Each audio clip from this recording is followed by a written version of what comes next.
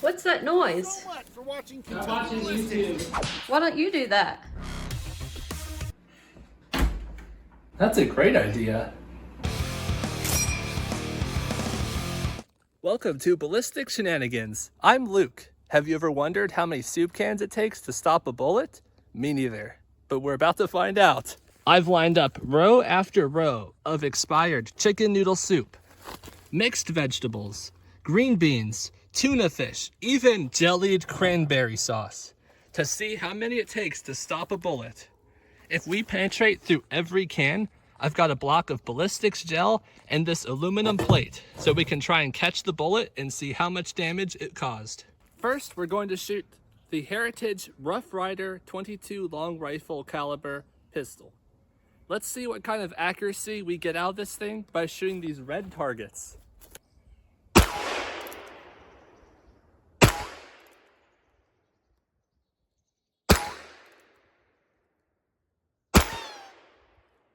Not bad. Now let's shoot this gallon of water. Oh.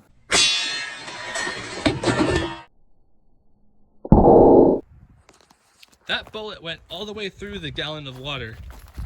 We have our entry hole right here at the R.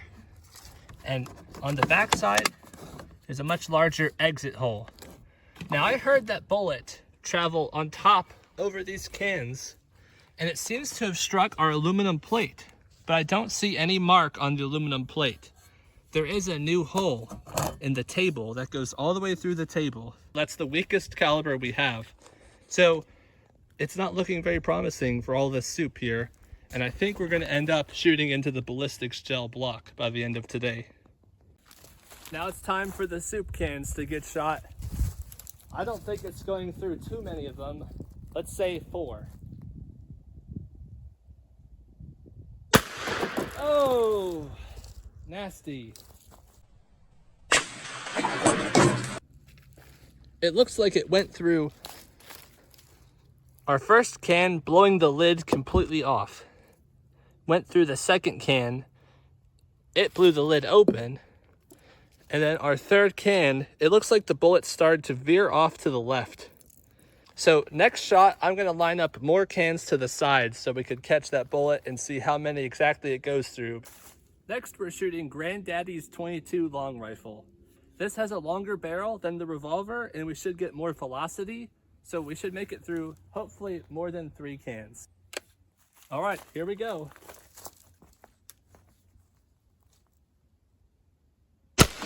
Oh! Okay, that sent cans flying everywhere. Let's see, we've got 1, 2, 3. These cans just blew completely behind the target. I still don't see any of these. Oh, no, here we go. Here's the 4th can.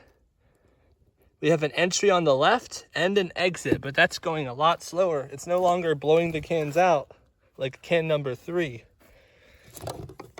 We went through can number 4, can number 5. There's the entry, there's the exit. Oh, here we go, can number 6, and it stopped. So 22 long rifle will go through 6 cans of chicken noodle soup. Hard to do with one hand.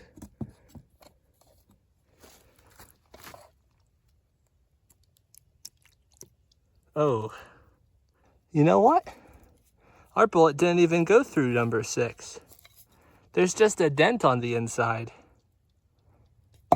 So that means this is still some good soup right here.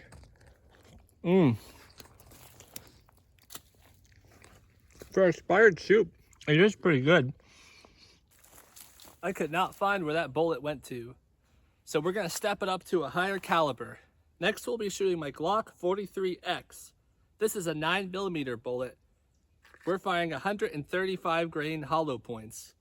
This round should stop. It's designed to expand, so it's not supposed to go very far, but soup cans are not the intended target.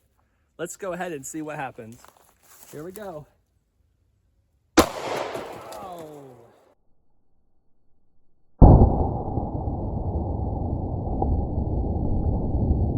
that has a lot more energy than a 22. Let's find out what happened. This one blew clean through. Bad day to be a can of soup. Wow, look at this. We've even struck this can. That must be one of the last cans. 1, 2, 3, 4, 5. This one's dented. So we must have dented the 6th can as the bullet finally ran out of energy. That last shot was my 9mm hollow point bullet. These bullets are designed to expand as soon as they hit a target and slow down, causing more energy to be imparted. The next bullet we're firing is a full metal jacket bullet. This bullet does not expand as easily, and it should penetrate even farther. Here comes a full metal jacket.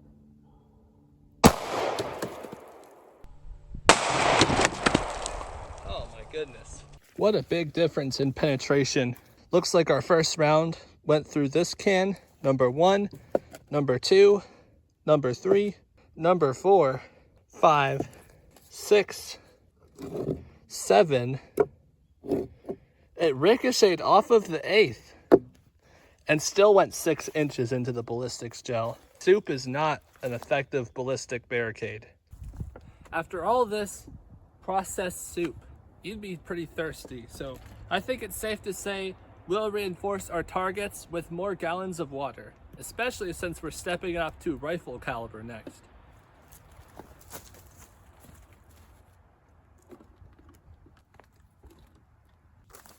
Next, we're going to be firing 3 different rounds from my Aero Precision AR-15.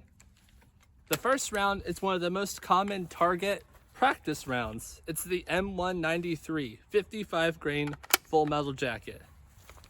Let's load up and see how it does. All right, here goes nothing.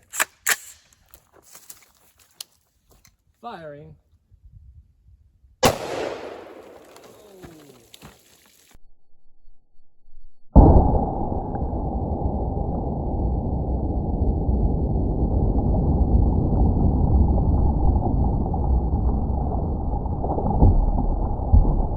Let's see the damage.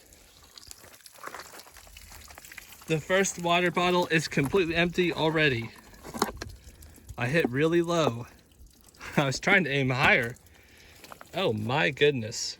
I hit really low. Here's part of the bullet right here. Looks like we went through the bottom of this water bottle too. This water bottle looks like it's completely fine. And this one, the bottom has blown out of. You know what? Looks like some fragments hit this 4th water bottle. So even though I hit low and the bullet went into the table, looks like fragments from the bullet came up and even struck the 4th gallon of water. Next, we'll be firing a round designed to penetrate for the 5.56 caliber, and that's the M855.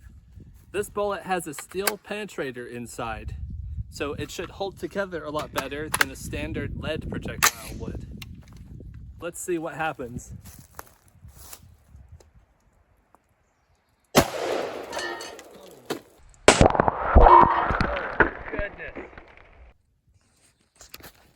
That sent the water bottle flying.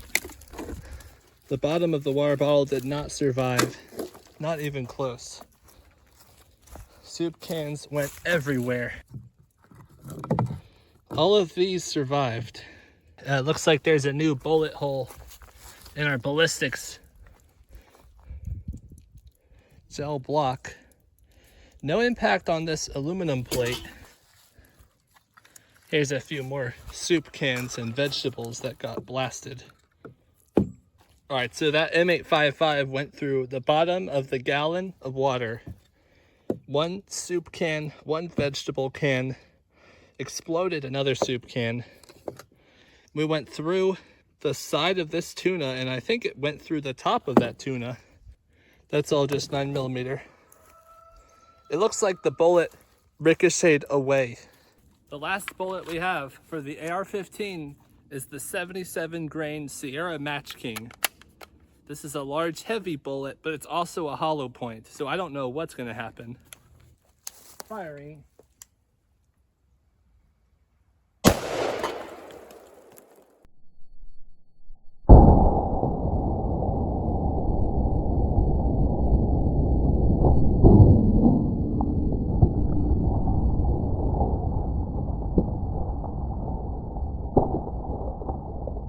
It destroyed the last bit of what we have here. My goodness, it sent cans everywhere. More mixed vegetables. You can't even tell what's in this can. Just barely grazed the cranberry sauce. The energy from the other cans exploding dented and removed the wrapper of this one and didn't even puncture it. I put this gel block sideways this time. It's on this side. Wow. All right. I put the block sideways after going through 1, 2, 3, 4. Denting off of this can, denting that can. The bullet proceeded to travel about 10 inches deep into the ballistics gel. You can see portions of the jacket in this section and the core of the bullet right there. To finish this ballistics gel block off, I have the Mosin Nagant chambered in 7.62 by 54R. This is a high caliber full metal jacket bullet that I anticipate will have no problem making its way all the way through that block and through the aluminum plate. All right, here goes nothing. Oh.